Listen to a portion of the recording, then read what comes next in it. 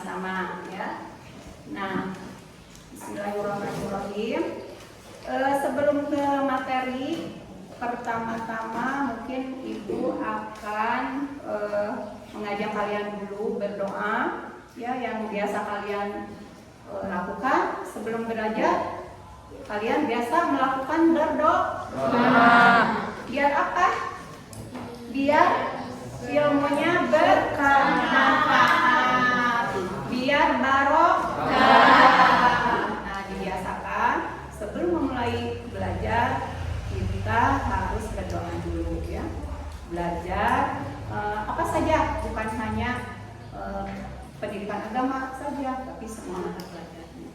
Berdoa mulai. Bismillahirrahmanirrahim. Allahumma fa'na lima 'allamtana wa 'allimna ma yanfa'una warzuqna ilma yanfa'una wa zidna ilma. Alhamdulillahi ala kulli halin wa na'udzu billahi min hali ahlin. Sebelum ke materi, Ibu akan mengabsen dulu siapa saja yang tidak sekolah. Siapa yang tidak sekolah? Ajeng, Bu. Ajeng. Kenapa Ajeng? Izin. Oh iya. Siapa lagi? Daniel. Daniel. Kenapa Daniel? Sakit. Sakit. Ya. Semoga minggu yang akan datang semuanya lengkap ya, tidak ada yang izin dan sakit.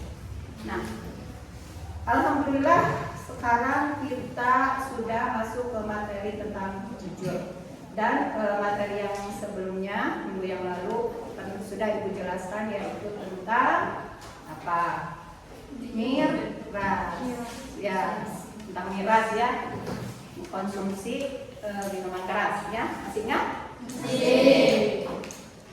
Nah, mungkin di antara kalian sudah banyak sering atau ya bukan sudah banyak sering mendengar kata jujur ya. Siapa di antara kalian yang tahu arti jujur? Siapa? Ayo. Siapa? Berkata sesuai dengan kenyataan. Berkata sesuai dengan kenyataan. Siapa lagi? Jujur adalah Berkata apa adanya. berkata apa adanya. Boleh lah. Siapa lagi? Tidak berbohong. Tidak berbohong. Siapa lagi? Boleh. Siapa lagi? Ya, sudah. Jujur itu adalah berkata benar sesuai dengan kenyataan. Itu bisa ya. Yang tadi juga bisa yang kalian jawab. Kemudian ada lagi di dalam Kamus Bahasa Indonesia, jujur itu adalah lurus hati. Lurus hati ya. Kejujuran adalah kelurusan hati. Itu di dalam kamus. Jadi tidak ada kecurangan. Nah, kemudian semua orang mungkin mendambakan di dalam rumah ya, di dalam keluarga, mendambakan keadaan rumah yang harmonis. Betul tidak? Betul. Ingin keadaan di rumah tenang. Betul? Betul. Bagaimana tuh caranya supaya keadaan di rumah tangga menjadi harmonis dan tenang? Nah, itu dimulai dari perilaku jujur. Dimulai dari diri sendiri atau dimulai dari individu melakukan berperilaku jujur. Ya, misalnya orang tua kepada anak kalau bicara selalu jujur, atau sebaliknya anak ke orang tua berbicara selalu jujur. Kemudian suami kepada istri selalu jujur, istri kepada suami juga sama. Nah, semua orang pasti mendambakan keharmonisan di dalam rumah tangganya atau di keluarganya. Yaitu dimulai dari diri sendiri, individu dengan melakukan atau berperilaku jujur. Jadi perilaku jujur itu adalah perbuatan yang terpuji, sehingga di dalam Islam itu perilaku jujur sangat harus diutamakan. Jadi tidak hanya di keluarga saja, tetapi di lingkungan sekolah. Di lingkungan sekolah siapa saja misalnya yang terlibat? Teman-teman, guru, karyawan. Nah itu. Jadi perilaku jujur sangat diutamakan harus ya, agar lingkungan di sekitar kita terasa tenang dan harmonis. Misalnya di lingkungan sekolah nih, jujur tuh yang bagaimana contohnya? Misalnya kalian sedang ulangan ya. Jadi dikasih oleh guru itu tugas untuk ulangan misalnya. Nah, seandainya kalian ulangan jujur, tidak menyontek, itu akan sangat membantu kepada guru, membantu sekali guru untuk mengevaluasi hasil ulangan. Kalau tidak menyontek, ya. Nah, itu salah satunya. Misalnya, apalagi disuruh mengerjakan tugas, tapi tidak menyontek kepada orang lain, harus hasil karya sendiri, misalnya. Nah, kalian melaksanakannya, baru itu jujur. Dan akan sangat membantu kepada guru untuk mengevaluasi. Kemudian yang ketiga, sama pentingnya seperti di lingkungan keluarga, lingkungan sekolah, ada juga jujur diterapkan di lingkungan masyarakat. Ya, lingkungan masyarakat misalnya contohnya, coba siapa yang tahu di masyarakat? Misalnya dengan tetangga, kemudian dengan siapa lagi? Dengan orang teman kita yang sebaya, misalnya teman bermain.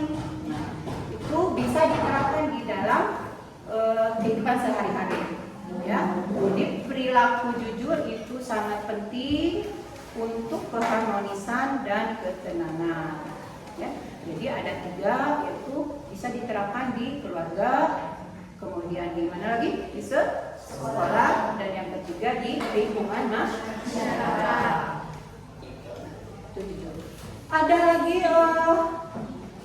misalnya contoh di rumah, misalnya di keluarga, contoh jujurnya tidak bohong. Misalnya disuruh oleh orang tua, nak tolong beli telur, misalnya, tolong beli telur. Kalian itu membelinya.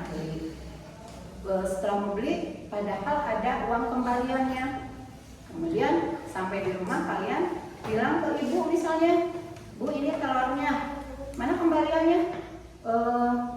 Harga telurnya segitu misalnya ya, harga telurnya segitu, udah ada kembalian. Nah, itu tidak jujur.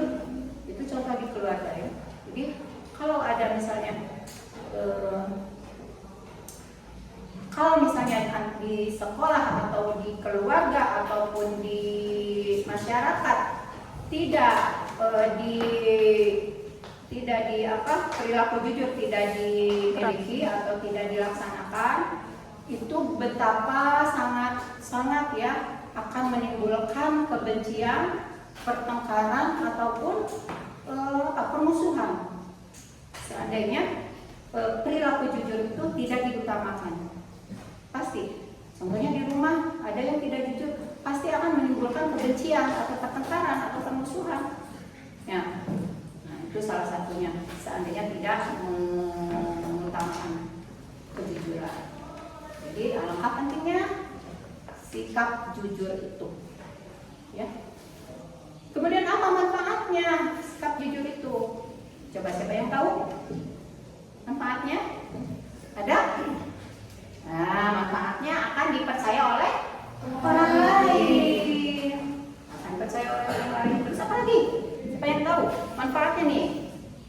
Selain dipercaya orang lain, hati akan menjadi tenang.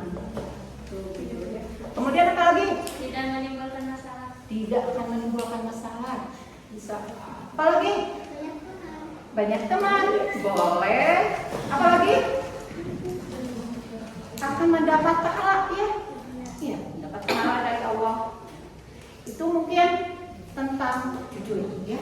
Jadi kesimpulannya, dengan memiliki sifat jujur atau mengutamakan sifat jujur di setiap pergaulan itu akan tercipta keharmonisan dan ketenangan, tidak akan ricuh ya, tidak akan istilahnya tidak akan menimbulkan kekacauan atau kebencian yang itu yang akhirnya akan menimbulkan pertengkaran ya, jadi hal yang negatif.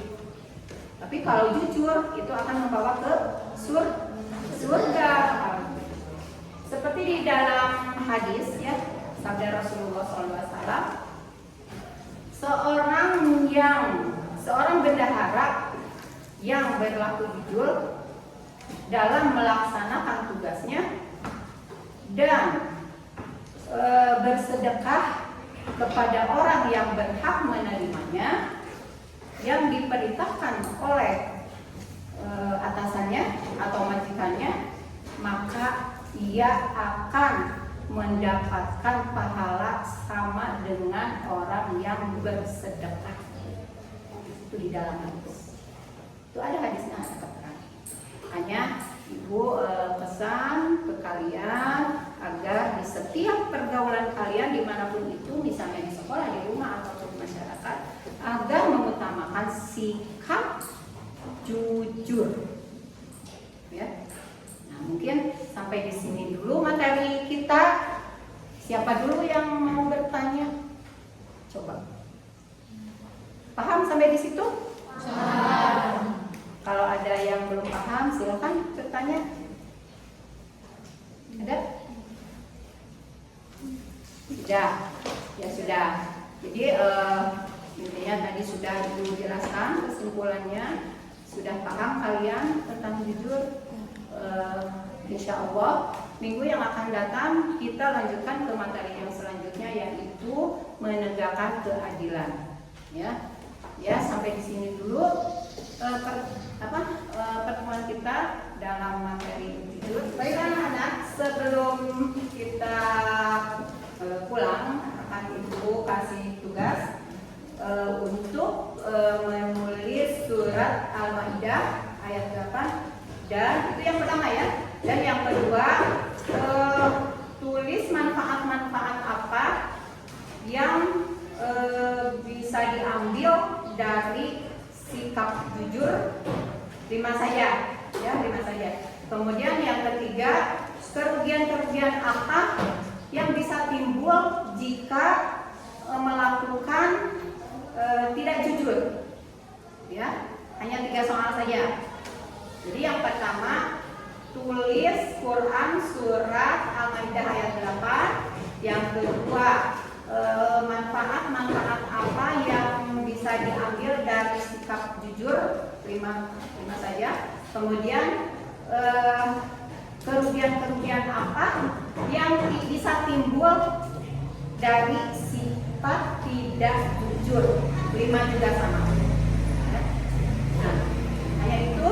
Sebelum pulang, mari kita berdoa dulu, berdoa yang biasa kalian lakukan ya setelah belajar, biar ilmunya bermanfaat dan barokah. Mulai.